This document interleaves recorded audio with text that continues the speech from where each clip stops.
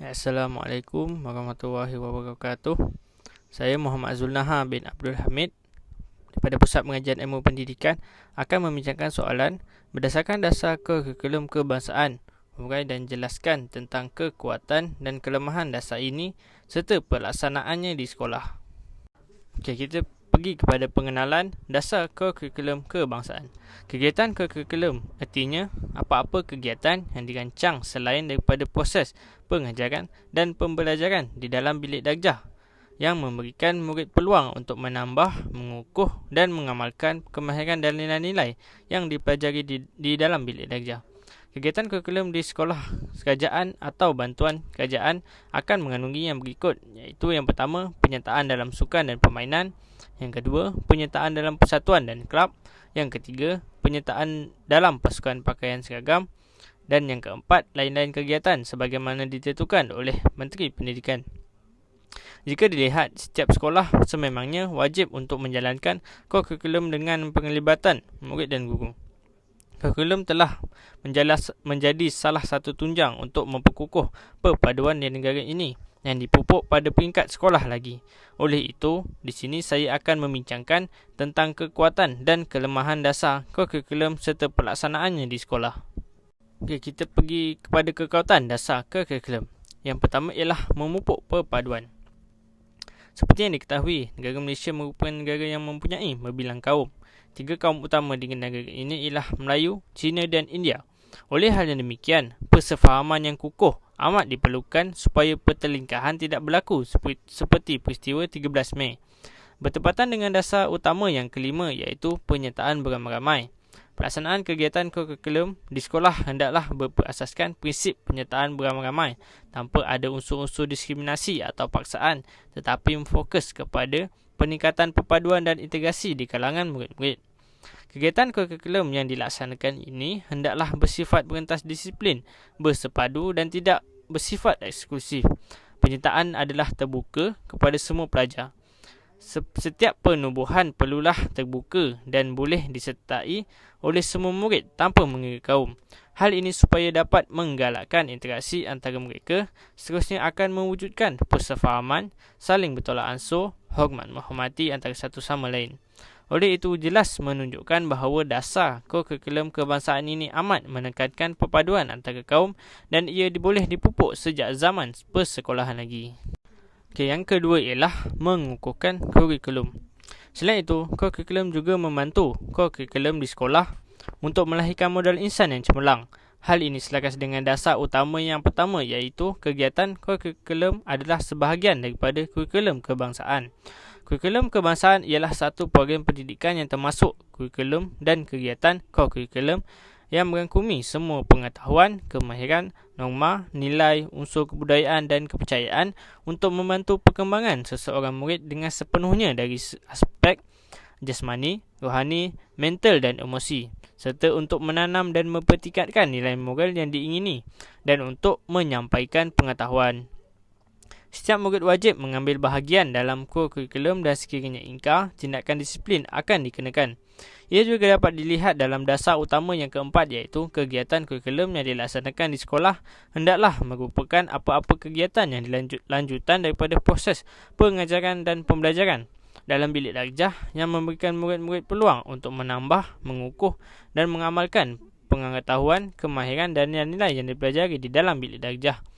Setiap kegiatan kurikulum yang dilaksanakan hendaklah dirancang dengan maksud mempunyai matlamat, objektif, kaedah pelaksanaan dan kegiatan kurikulum serta skema penilaian yang pragmatis dan progresif.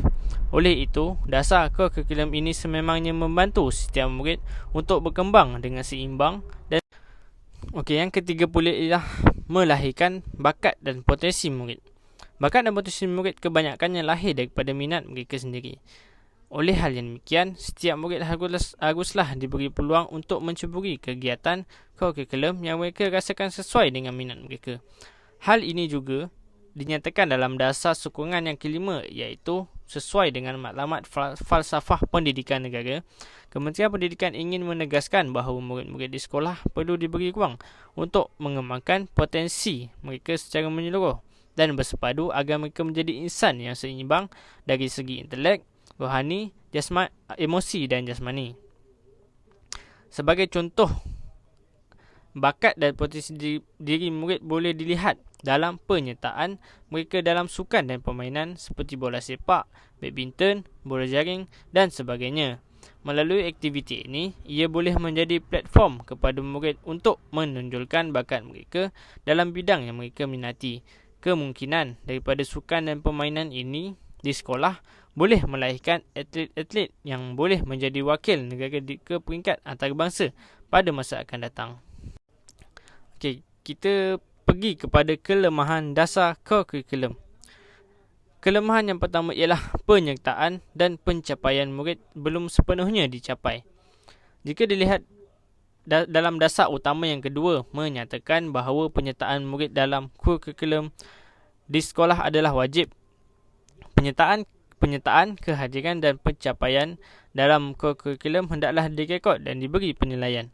Ketidakhadiran murid dalam kegiatan kurikulum yang murid itu telah mendaftarkan diri untuk menyertainya adalah suatu kesalahan yang menyebabkan murid tersebut boleh dikenakan tindakan disiplin jika disabitkan bersalah seperti tindakan ke atas kesalahan poteng sekolah atau poteng kelas. Namun begitu, terdapat juga murid yang masih tidak mematuhi peraturan tersebut. Sebagai contoh, ada murid yang hanya mengambil kehadiran namun tidak menyertai program dalam aktiviti kurikulum tersebut. Perkara ini agak sukar dikesan oleh para guru. Selain itu juga, terdapat juga murid yang hadir untuk memenuhi syarat kehadiran sahaja dan ada yang bertukar-tukar unit uniform, kelab dan persatuan serta sukan dan permainan sesuka hati mereka sahaja. Oleh itu, objektif sebenar kurikulum ini tidak akan dicapai sepenuhnya. Oleh itu, pemantauan oleh guru perlu dilakukan dengan lebih rapi supaya setiap murid dapat menyertai program yang diadakan dan objektif yang ditetapkan dapat dicapai. Kelemahan yang kedua pula ialah kelemahan dalam pengurusan. Berdasarkan dasar sokongan yang ketujuh, iaitu sekolah mewujudkan peluang kepada murid-murid mengembangkan bakat dan potensi diri masing-masing dalam bidang-bidang kurikulum yang mereka minati ke peringkat yang lebih tinggi sehinggalah ke peringkat antarabangsa. Murid-murid juga sebaik-baiknya diberi peluang untuk memperagakan bakat dan kecemerlangan masing-masing kepada masyarakat awam. Namun begitu, kelemahan dapat dilihat bahawa tidak semua sekolah dapat menawarkan kesemua penubuhan dalam kurikulum yang ada.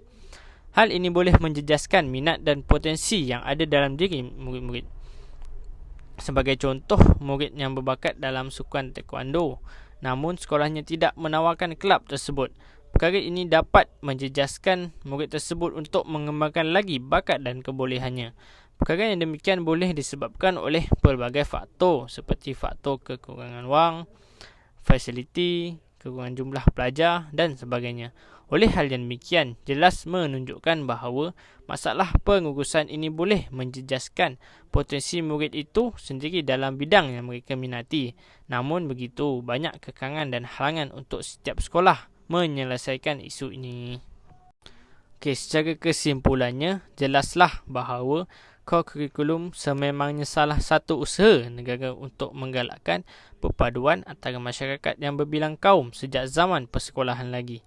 Setiap kekuatan perlulah dipertingkatkan lagi supaya menjadi lebih kukuh dan setiap kelemahan yang ada dalam dasar ini perlu dibaiki untuk manfaat murid-murid.